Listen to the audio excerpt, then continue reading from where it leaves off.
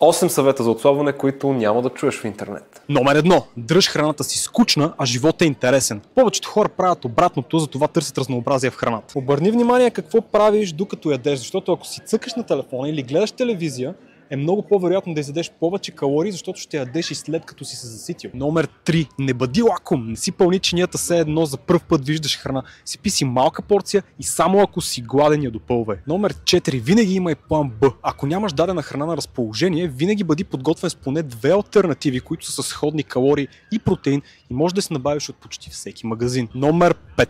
Научи се да казваш не. Ако някой те черпи с торта или бомбони, просто му откажи, имаш си свои цели. Номер 6. Използвай правилото 60 на 10. На всеки 60 минути прави по 10 лицеви опори. Номер 7. Настрой ума си да вижда здравословната храна като по-лесно достъпна от вредната.